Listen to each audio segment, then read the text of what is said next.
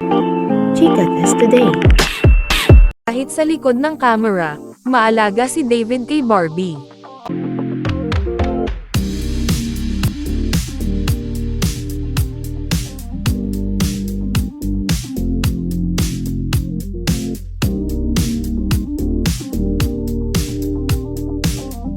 Ang Ginoo din ang official purse holder ni Barbie, si David ang tagahawak ng purse ng aktres.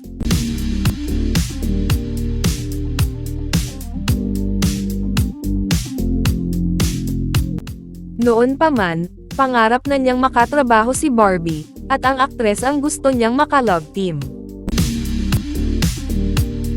Siyempre, ikaw naman talaga yung gusto ko. Siyempre, ikaw naman talaga yung gusto ko. Siya lang yung gusto kong love team. Hindi nagbabago yung mga tingin, at ngiti niya kay Barbie.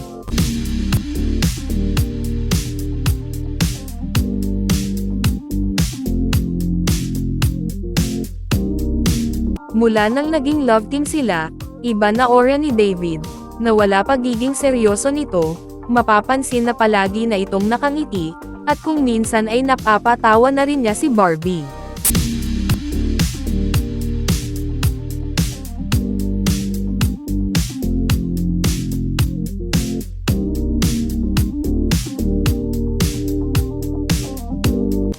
Nawawala ang pagod ni David, kapag kino-compliment siya ni Barbie, ang aktres ang kanyang power bank. Barbie, powerbank ka ba? Powerbank? Bakit? Kasi pagkasama kita, nare-recharge ako. Noon pa man, nagagandahan na daw talaga siya sa aktres. Nagandahan talaga ako sa kanya ng umpisa pa lang. Kasi hindi daw siya maka-aura and I said, hindi mo na kailangan ma-aura kasi maganda ka naman na. At nagbago siya para kay Barbie. Salamat kasi sinusubukan mong magbago para sa akin. Deserve lang din naman ni Barbie Forteza, kung ganito siya kamahal ni David Licauco.